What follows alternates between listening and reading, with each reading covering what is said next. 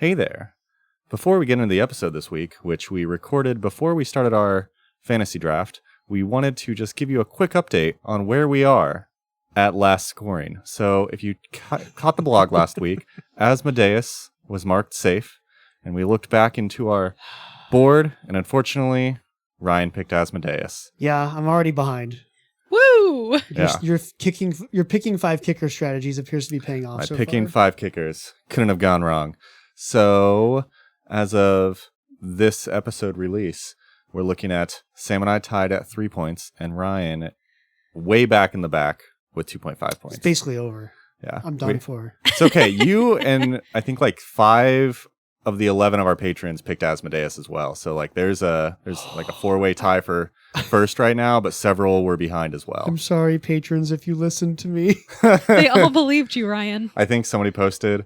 I saw somebody post on the Patreon that was like, think about the paperwork Paizo would have had to do to kill Asmodeus. Oh my gosh. And I'm like, that's fair, but wouldn't it have been fitting? If that's not the most hell response I've ever heard, though, the paperwork would have been terrible. That's true. Yeah. So we'll dive into the episode, but be on the lookout for these updates and check out our Instagram. And remember, as of this recording, you can still join the draft if you would like. All paid levels can join in on the draft. Just pick your 6 deities and go from there. And with that, here's the episode.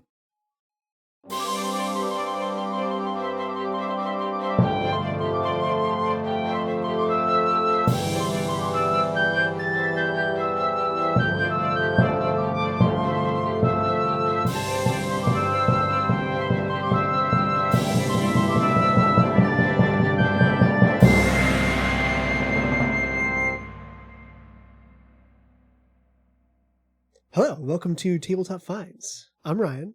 I'm Tyler. And I'm Sam. So this week we are doing Archetypes. Archetypes. So we're going to go around. We've each picked 2 archetypes. Yep. Does someone want to explain what an archetype is real quick, just in case people are not entirely sure, because that's a mechanic they haven't used? Yeah. So archetypes are Pathfinder 2nd Edition's equivalent of both multi-classing and like variant classing. So it's basically ways to, as you level up, you stack on, instead of taking your normal class feats, you can instead take an archetype. And they have they have multi-class archetypes like barbarian, fighter, druid, where you kind of become part your own class and part the multi-class.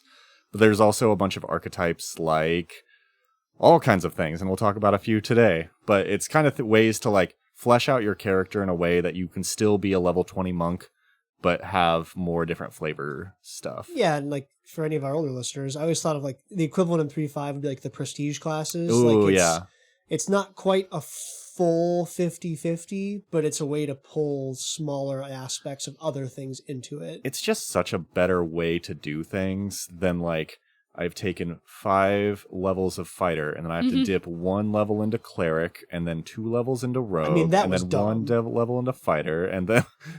I did use an archetype to jump into champion for a character at one point, just because I was like, I need the armor class bonus. Honestly, champion dedication is probably one of the best, because you could take the sentinel, but champion also gets you the full armor.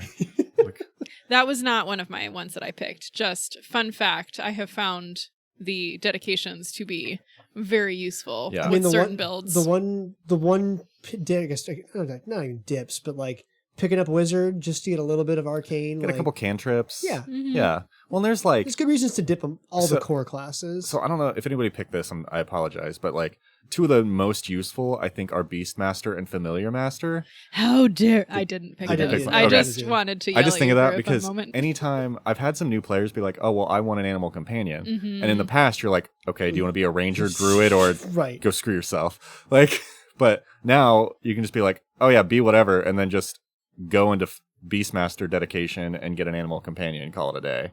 And like, it scales well, and it's just ways to like, I don't know, flesh out your character in a way that's cool. More than a background, less than a class. Yeah. There's also like the big, I know a lot of people play with the free archetype rule. It's so much so that it's built into Pathfinder. It's a variant rule that basically you just... Path Builder. Yes. Path Builder. Yes. Where you basically just get an archetype as you level up in addition to your class feats. People love that. So, yeah. Well, Sam, would you like to go first? Sure. So I assumed we were not just going to pick like regular classes. So yeah. As is traditional, we did not discuss this at No, all beforehand. nothing. One of these days it's going to bite us, but not today. Maybe. So the first one that I picked is an archetype that I have used because I just love it and wanted to talk about it. So the first one that I picked was Lore Master. Lore Master. So this is one that I have on a character in one of Tyler's campaigns. Essentially, it just makes you know everything. Sure. Which is super helpful if you are doing like investigatory things or if you're in a new place. So Do you know what book it's from? It is in the Advanced Player's Guide. Okay. And it's common. So it's not a super weird one to grab. Yeah. For reference, it basically gives you like a bardic lore type thing. So that bardic knowledge that you can just kind of roll on anything. Yeah. So I have a character who has a really high intelligence score anyway, so it also made sense from like a flavor perspective. But when you start to move into the dedication, you get things like decipher writing, you get a new lore skill that you can only use on recall knowledge, but you could use it for any topic, which is just dumb but excellent. But awesome, yeah. Yeah. And then there's other feats in there too. The farther down you go, you can do some different like fun things. So it's really great if you want your character to just be able to know everything at any given time, which is just really hilarious for your GM to then be like, you figured it out again. Yeah. It's like thaumaturge light. Yeah, this is where you end up with your GM just being like, here's the stat block for the monster. It's fine, you know it. just take it. This is fine. Cool. So my first one is an uncommon dedication. I actually picked 2 uncommons here, so my bad. But it starts at level 2, like most dedications, and it is from the book Secrets of Magic, and it's called Soul Forger. Soul Forger. Soul Forger. So I picked this up because it's literally like being a shard bearer from Stormlight Archive. The books. Oh, okay. So if you've ever read those books, you basically have these, they call them shard bearers, and later they call them radiants, where you have like weapons called shard blades that like you can summon as just like from nothing, and then you can like dismiss them, and same with armor at a certain level. And Soul Forger is basically this. You bond with an either existing item or weapon, or manifest one as part of a ritual. It becomes armor or weapons you can dismiss or summon as an action. So you just like pop in, be like, bam, sword, bam, armor. And then when you summon it, you can also like turn it into an essence form that has additional powers. So the reason why I think that somebody who really got into Stormlight Archive literally just wrote this archetype is because you also pick a soul path, which you kind of follow like edicts and anathema. Okay. Not a specific deity, but kind of like almost like an oath. But you're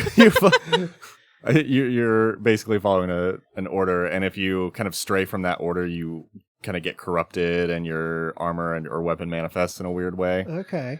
Anyway, is the intention for this more like you're building on top of an existing martial class, do you think, or is it more like I'm a sorcerer who wants to hit things? I feel like this would be on top of a martial class. Okay. So like you might be a fighter who is also a soul forger. I, really like the concept of just summoning your armor and weapons when combat starts, and you'd be like, bam. Or if you're like a rogue or something and you want to do an infiltration mission and you have to go in somewhere that doesn't allow armor and weapons, it's like, search smart. me, you're going to find nothing. And then 2 seconds later, you're like fully decked. Yeah, this is kind of like why I love to hand out glamored runes. Yeah. And called runes. Like, they're not useful in 99% of the time, but players that are like, oh, I hide my armor. Yeah. So anyway, I don't know who wrote this, but they 100% had to have gotten it from Brandon Sanderson, because there's just too much overlap with this and the Knights Radiant that it can't be a coincidence. So if you want to play a Knights Radiant in Pathfinder, pick Soul Forger. It's great. Or if you want a good book to read. Or if you want a good book There to you read, go. Stormlight Archives would recommend. Which of his 87 books is that? It's his like kind of mainline Okay. one. So he has his like Stormlight Archive, which is his like Wheel of Time or whatever. Okay. Which he's also written part of. But The yeah. man is everywhere. That dude writes like 8 books a year. Anyway, I digress. He's the Taylor Swift of writers. Does he have 4 equivalents for Grammys for book writing? I Authorship? don't know what his literary awards are. Anyway, Soul Forger. Soul Pick it up. Forger. Okay, what do you got, Ryan? So my first one, I couldn't stop thinking about. Sam, what was the name of the gladiatorial nation from Timon. Timon? Yes, we think it's Timon. Could be Timon. I couldn't stop thinking about it, and then I got on a kick on YouTube.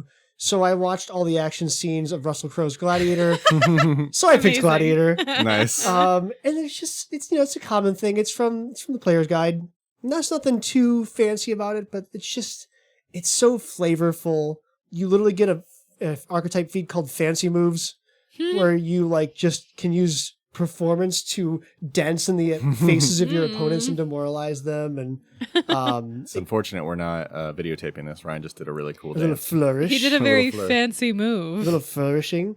You get to like, you get additional weaponry. You get to like play to the crowd, which I don't think would be very helpful in 90% of applications. But I have this image of like a bunch of goblins watching you fight, and you're like, gobos, look at me. Look how I slay your brethren. I feel like if I was a GM on that and a player wanted to do play for the crowd, I'd just roll a dice to see if there was a passerby, just like, oh, you're in the woods? Sure, a merchant walked by. Or like, that deer is kind of interested. You there, dear. A sentient plant. Yeah. Yeah, so it's not the most exciting, not the most fancy, but I think it's very flavorful, and I think it adds a lot, and it's especially, I think, a good one for the free archetype. If you're like, oh, Yeah. I want to play this, but also they have a background in the arena. Well, I think I that's... like that too. Yeah, there are definitely a lot of archetypes that you're like, is this mechanically sound for combat? Heck no. But yeah, it just adds a lot of cool depth of a character. Yeah, like even like their level 8 feat is basically Die Hard. If you hit 0 and there's a applause, you don't hit 0, you stay at 1. What? Can That's the applause amazing. be from your party members? As long as you have an audience cheering you on, the audience Oh. reinvigorates you and keeps you from being knocked out. Ryan's down. Everybody, free action clap. Woo! Yeah, so like, there's probably better ways to get that type of mechanically. You know what archetype that is perfect for? Fist of the Ruby Phoenix Adventure Path. Oh, which is all a see? tournament arc. See? Yes. That would be fantastic. See, so there's uses, but yeah, I just really like this one. I think it's fun. Mm-hmm. Nice. Okay. All right. Back to me. Yeah. All right, so for my second one, I chose one that I have never used before, Ooh. and I chose an uncommon one. I chose Bullet Dancer. Ooh. I have no idea what this is. So this is from Guns and Gears, and essentially what it allows you to do is to blend martial arts and firearms. So this is Bayonetta? Gun Katas from Equilibrium, the Christian Bale movie. Okay, yeah. Bayonetta would be a good one, I knew the too. Bayonetta reference. I have no idea what Tyler is talking about. It's like a dystopian It's a really old. movie. Yeah. Christian Bale is like the head of a guy or head of an organization. Christian Bale is the head of a guy. It's a weird thing. Anyway, They're all- mechanically, you can flurry of blows with guns. Ooh. Oh, I like that. Is how it works. But you have to be wielding a firearm, a bayonet, or reinforced stock. Oh, so you're like shoot then punch or shoot then stab? You're like in a stance, so it's like you can make your strikes with those things, but you flurry of blow them. Okay. So Interesting. like I could shoot, whatever. And then as you move forward, then you get like the like monk things, but in weaponry. So like you get a brawling focus. You can do you can get a pistol twirl. Ooh. Which is a feint essentially Yeah. with guns. And then there's like some different things that you can do as you like get higher up.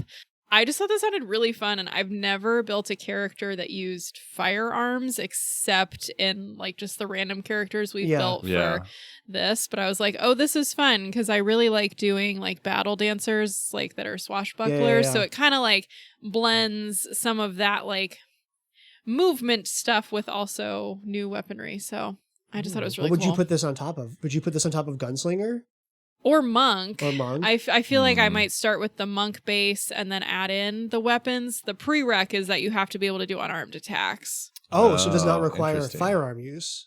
No. Huh. So you take the dedication and you have to firearms. be you have to be expert in unarmed defense and trained in unarmed attacks. Interesting. So yeah, I would probably monk it first. That's a weird way. I kind of really like that. Yeah. So you have to have the martial arts skill first, and then you picked up the gun. They're like anybody can pick up a gun. Only a true martial artist can bullet dance. And I just liked the name. Nice. Dan, have you seen the video of Bayonetta spinning around on her hands, shooting guns from her heels? That's all I can keep thinking of. Probably. I feel like I've seen that game played, but it's been a very long time. So it's weird. It was probably one of the earlier versions of it, but yeah. Witch shoots guns for heels. Her clothes are her hair. It's a whole thing. Yes, that part's weird too. Yeah. Anyway. That's awesome though. Yeah. I'm in. There's so many cool gunslinger classes. We just need to do like guns only campaign or something. Guns only campaign. It'd have to be an Alkenstar. Yeah. We haven't got there yet. Yeah. We'll get there eventually. Guns only would like low magic, high guns. I mean, you have to throw a stealth mission at that point, right? Like, okay, guys, we all use boomsticks. I would like to say that whenever we get to Alkenstar, the tagline for that episode now does have to be low magic, high guns. Okay. So my second archetype is another uncommon one. So it is called Folklorist, and it is from the Adventure Path, Strength of Thousands. So this is an interesting dedication that as part of it, you get this feat called Spin Tail, which kind of works like a Bard's Inspire Courage, where you're using an action to give a party member a buff. So in this, you designate a hero and a villain of the story that you're telling. Oh my gosh. And the hero gets a +1 to attack and saving throws against the villain for up to 10 rounds, provided you continue to tell the story as you are. Oh, this is in hilarious. combat. So the cool thing about the kind of flavor thing is like minor effects of the story you're telling are happening, like magical, like little effects are happening. Is the villain like, stop it? Yeah. Stop singing. It's like a Disney movie or something. But yeah, so as you level up, you can kind of you can get to the point where you become a conduit for your hero, and like they can cast spells as if they're from your space using cover and range and stuff. Yeah. And then you can use your reactions to increase the AC of the hero you're chosen, or eventually you can target up to 6 heroes, part of your effect. So like it takes a while, but it eventually becomes like a Inspire Courage. Yeah. But so it's kind of like a knockoff Bard. If you're just trying to do that, it's not great. You might as well just pick up Bard. Right. But I really like the kind of idea of this as a good archetype for something like a monk that has a really good action economy and doesn't really have much to do with a third action. So it'd be cool to be like in the middle of fighting and then like be taunting by telling the story of how your buddy's about to beat the crap out of the This enemy. feels like an Uncle Iroh kind of thing. Yeah. I don't know. I really enjoy the idea of it being the Disney movie where someone is like singing the action. Let's get down to business. You get punched real hard.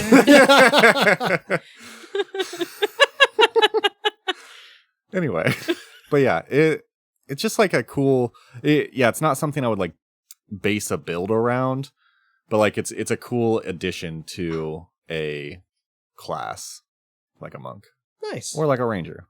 Or somebody who just really wants to like mess with the enemies. Or someone who has secret musical aspirations. Love it. Yeah. Okay. So my second one's kind of weird. I like to pick weird stuff. It's called Oozemorph. Ooh. Is that from the Slytherin? Yeah. So I've not read the Slithering at all. What is that? Is it It's adventure? like path? an adventure. It's a I'll pull it up in a second. Yeah. It's an adventure, not an adventure path. No, I it's think just a module. A module. Oh, okay. Yeah. So it's the background is you have suffered from the deadly touch of ooze, Oh dear. or you have been alchemically, like in an alchemical accident. Oh. And this turns into you being like part ooze. This is like the supervillain origin story here. It's I fell into a vat. Oops. yeah, like your first thing is you are plagued by sporadic anatomical rearrangements, which grants you insights into other creatures with weird anatomical arrangements. Yeah, it's just it's very weird. Your throat has multiple separate chambers that give you an eerie echo. Oh, Huh. that's weird. Don't you... Ooze empathy. You can connect with oozes and use diplomacy on oozes. I wanted that to go the other way. Like, you ooze empathy. You understand everyone. It's not empathy for oozing. ooze. You just become a really empathetic person. I do like the second part of this. In most instances, oozes will give you time to make your case. Oh, they won't just wrap you up in ooze pudding. And kill you. Attention, gelatinous cube. I would like to barter. I've come to talk. I'm one of you, kind of. Uncanny suction. Oh. Rubbery skin. Hmm. Peculiar anatomy. Your circulatory system contains viscous fluid instead of blood. All Huh. just very weird. I don't know that I would ever build a character with this. Maybe a villain. This would be a good villain. I think so. I think it's the villain origin story. I just man. imagine you have like a conversation, you just start oozing, and somebody's like, I think something's wrong with you. Are you okay? This could be fun if like you have an ooze army, and it's like, no, they're my friends. They're the only ones who understand Aw, me. I'm gonna go live with the oozes now. I'm gonna make everyone an ooze. Now I just Ooh. imagine it's that dude from. This is Spider-Man 2. I just No, it's repainted the Spider-Man original 2. X-Men movie Is it? with the senator who Oh, he just wants to... becomes oozy flubber situation and Does he? melts. He like comes out of the ocean and he's really creepy on the beach. Gosh, I do not remember I don't that. remember this. This at movie all. is from like 2001. It's like way back. Oh, I don't remember this. This is at when all. Hugh Jackman was young and no one knew who he was. Man. Man, I'm blanking on this. I was thinking Spider-Man 2, where it's like, if I have to be a lizard man, everyone has to be The a lizard Amazing man. Spider-Man 2. Not Spider-Man 2. Oh, or yeah, 'cause there's the other multiple. Spider-Man 2. Thanks, Anyway. Marvel. Too many movies. / Sony. Yeah. Yeah, anyways, this is a weird one. Interesting villain bait, I guess. Yeah. What is it called again? An ooze what? Ooze Ooze morph? morph. Ooze morph. Ooze morph. Just Every wild. day I'm ooze morphing. Boop, boop, boop, boop, boop. This is a wild episode, This guys. is, man, Yeah. All over the place. man, we're drinking non-alcoholic beer. It's great. We're going crazy. Going nuts tonight. Going nuts. Yeah, so archetypes. They're just cool, man. I don't know. It's a fun way to kind of branch out and make your character unique. Yeah. And there's endless combinations. Well, you just have like, I don't know, there's one called the Celebrity, which I think Mhm. Greg picked at one point. And so he's just like, I'm a big gambler and a son of a noble. Also, I'm a celebrity. And it's like, how? Like, okay, how does this work? And it's just fun. Yeah, like looking through, there's, don't sleep on them. They got some cool stuff. Yeah. Even if it's like only flavor. There are some classes where like you might not just want to take a class feat every time. You're like, I don't know. So take a dedication. Yeah. Or advocate for free archetype. Ooh, And then you just get to do it. Yeah. I know free archetype. I know a lot of people on the subreddit have been like, that's just default now. I don't think we really do it much. I feel like we weren't aware of it for the last couple big ones. Yeah. By the time we got around to it, we just didn't really. Did you let me free archetype for Fist of the Ruby Phoenix, or did I? Yeah, I let everybody free archetype for that one because I thought it'd be Okay. cool. And then It wasn't just me. I'm not special. No, I let everybody pick a free archetype, and then we had one guy join, and they're like, "You can do free archetype." He's like, "Don't make me make any more decisions." You had to like jump in and build a level 17 character. Oh, so that's a lot. Yeah. he's like, I can't do Mhm. this. That's a lot. Yeah. That is totally fair. But yeah, All right. Well, yeah. With that, appreciate everybody listening, hanging on through this episode of all episodes. this was of all of our episodes. This was one of them. One of them. And with that, safe travels.